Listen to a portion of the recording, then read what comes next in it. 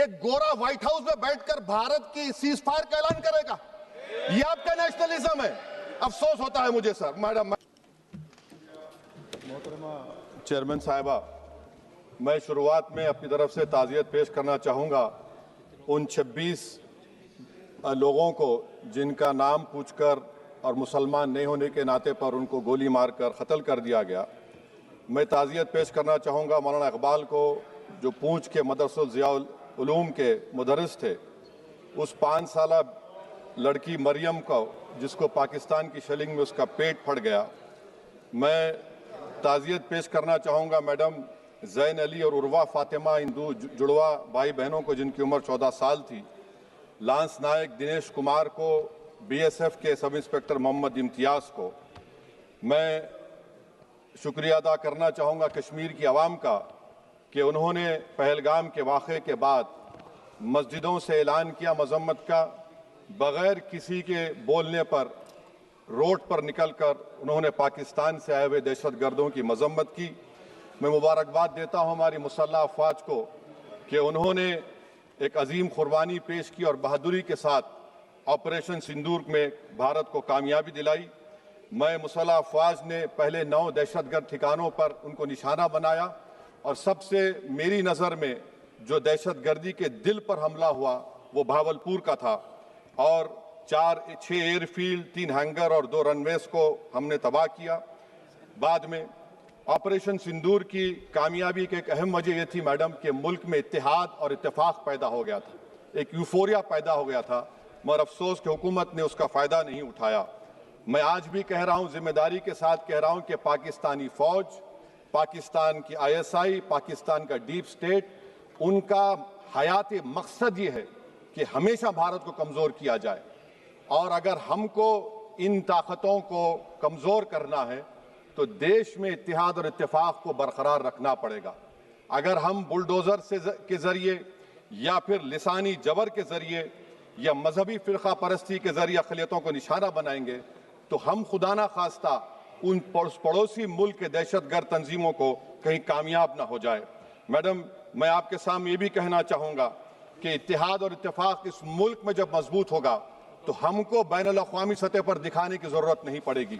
मैं आपकी तरफ से हुकूमत से चंद सवालात करना चाहूँगा कि वज़ीर आज़म ने कहा कि खून और पानी एक साथ नहीं बह सकते, आतंकवाद और बातचीत एक साथ नहीं हो सकती। तो मेरा सवाल आपके ज़रिए से वज़ीर आज़म और हुकूमत से ये है, फिर जिन इंसानों को बैसारा की वादी में मारा गया था, क्या आपका ज़मीर इस बात की इजाज़त देता है कि आप ट्रेड बंद कर दिए, पाकिस्तान का एयरक्राफ्ट हमारे एयर स्पेस में नहीं आ सकता, उनकी कश्ती हमारे पानी में नहीं आ सकती, ट्रेड खत्म हो चुका है डायरेक्ट इनडायरेक्टेड, आपका ज़मीर जिंदा क्यों नहीं है? किस सूरत से आप पाकिस्तान से क्रिकेट मैच खेलेंगे जब हम पानी नहीं दे रहे हैं? 80% पानी पाकिस्तान का हम रोक रहे हैं, ये कहकर के पानी और खून नहीं बहेगा, आप क्रिकेट मैच खेलेंगे? मैडम, मेरा ज़मीर तो गवारा नहीं करता कि मैं उस मैच को देखूंगा।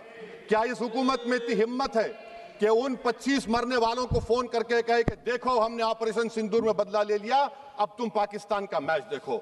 बड़ी अफसोस की बात है मैडम, अकाउंटेबिलिटी किस पर है? पहलगाम किसने किया? 7.5 लाख हमारी फौज और सेंट्रल पैरामिलिट्री फोर्स है, ये कहां से 4 चूहे घुसकर हमारे भारत के नागरिक को मारे? अकाउंटेबिलिटी किस पर फिक्स होगी?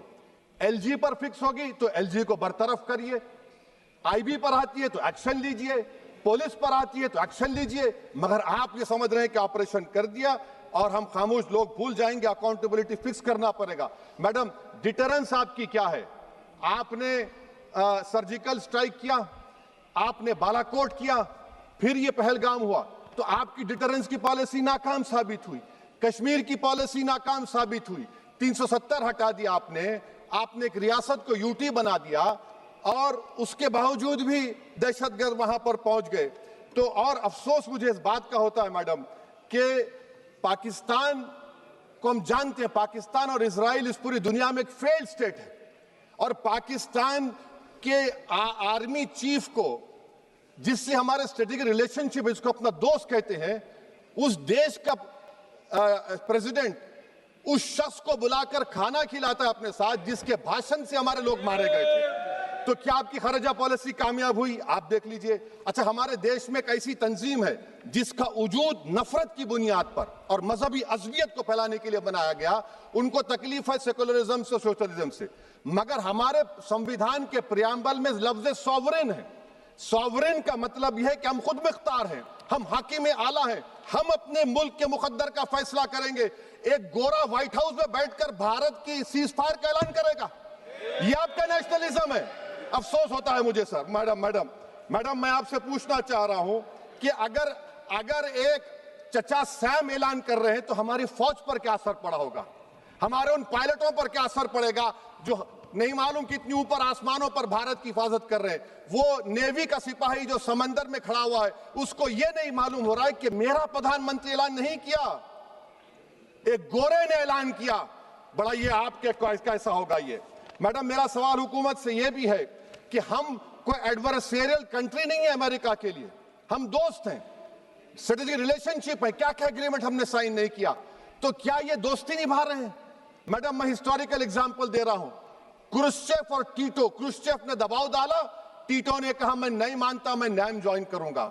मैडम फ्रांस और यूएसए, डिगोल को जब यूएसए ने दबाव डाला तो डिगोल ने कहा कि तुम दोस्त हो मगर हमारी खारिजा पॉलिसी आजाद ना है। मैडम वहीं पर आप देखिए गुजराल साहब, जिसको कहते सबसे कमजोर थे, वजीर आजम थे, उन्होंने बहादुरी का मजारा किया, रिफूलिंग करने नहीं दिया। वियतनाम 20 साल यूएसए से लड़ा मगर झुका नहीं, और हम उनको बोल भी नहीं पा रहे, हम तो कोई दुश्मन मुल्क तो नहीं है अमेरिका के, ये आपको समझने की जरूरत है। और मैडम यहां पर वजीर खारजा ने कहा वो चीन गए, डिप्टी चीफ ऑफ स्टाफ ने कहा कि चीन के इक्विपमेंट एक लाइव लैब था हमारे उनके लिए। क्या आपने कहा चीन को कि तुमने क्यों दिया पाकिस्तान को हथियार? आप नहीं कहे। और मैडम आप जानते हैं कि रक्षा मंत्री ने कहा कि स्विफ्ट एंड प्रोपोर्शनेट, तो फिर जो इंडोनेशिया मिलिट्री अटैचे ने कहा कि हमको कहा गया मत मारो, हम सेल्फ डिफेंस में भी नहीं मार सकते थे पाकिस्तान को। और अगर आप ट्रंप के बयान को गलत कह रहे हैं कि 5 एयरक्राफ्ट नहीं गिरे, मैं यकीन करता हूं आपकी बात का, आप हमारे पायलट्स को कमेंट करिए ना, हमारे पायलट्स को कमेंट करिए कि हम अपने पायलट्स की तारीफ करते हैं, आप वो भी नहीं करना चाहते। मैं हुकूमत से जानना चाहता हूं मैडम कि क्या फ्रांस ने हमको सोर्स कोड नहीं दिया जिसकी वजह से हमारे एयरक्राफ्ट को क्या नुकसान हुआ? अब मुस्तकबिल में आप हथियार खरीदेंगे तो क्या आप सोर्स कोड हासिल करेंगे? और मैडम मैं आपको बताना चाह रहा हूं, मेरे सवाल का जवाब हुकूमत दे, हमारे पास सैंक्शन जो स्क्वाड्रन है 42 है, 60 साल के बाद सिर्फ 29 काम कर रहे हैं। पाकिस्तान के पास 25 हैं, चीन के पास 50 से ज्यादा हैं। 11 साल से आप सरकार में हैं, सबमरीन नहीं है, थर्ड एयरक्राफ्ट कैरियर कहां पर है आप बताइए। और मैडम FATF में लाना पड़ेगा आपको। अगर आप विश्व गुरु हैं तो हम आपको चैलेंज कर रहे हैं, आप G7 के कंट्रीज को, GCC को और चचा सैम को राजी कराइए कि पाकिस्तान को, मैडम खत्म कर रहा हूं, FATF में दोबारा लाया जाए। मैडम ऑल पार्टी मीटिंग हुई, देखिए कितना कॉन्ट्रडिक्शन है केंद्र सरकार में और स्टेट सरकार में। ऑल पार्टी मीटिंग में मैं था, केंद्र सरकार ने कहा कि नहीं, बैसारन मिडोस पर तो कोई जा ही नहीं सकता, जून से पहले इजाजत लेना पड़ेगा। बाद में हमको मालूम हुआ कि साल भर खुला रहता मिडोस सिवाय बारिश और स्नो के। ये कॉन्ट्रडिक्शन है केंद्र सरकार में। वहां पे मैं हुकूमत से मुतालबा करता हूं मैडम आपके जरिए से कि कौमी सिक्योरिटी को, नेशनल सिक्योरिटी को, खारिजा पॉलिसी को, फॉरेन पॉलिसी को राजनीति का मुद्दा मत बनाइए, राजनीति का मुद्दा मत बनाइए। ये हमारे मुल्क में मुफाद होगा, हमारे मुल्क के इत्तेहाद और एकजुटती को आप एक वोट का जरिया मत बनाइए। और मैं एक आखिरी बात पूछ रहा हूं मैडम, क्या चीन ने हमसे कहा था कि सीज फायर कर लो? और कैसे पाकिस्तान ने हमारे पायलट्स की बातों को सुना कि हमारा कम्युनिकेशन एनक्रिप्ट नहीं है? मैडम आखिर में मैं अपने शेर से इस अपनी बात को खत्म करूंगा कि अपने ही हाथों से सर अपना कटाना है हमें, मादर हिंद पे भेंट चढ़ाना है हमें, किस तरह मरते हैं एहरारे वतन भारत पर, ये तमाशा है जो दुनिया को दिखाना है हमें।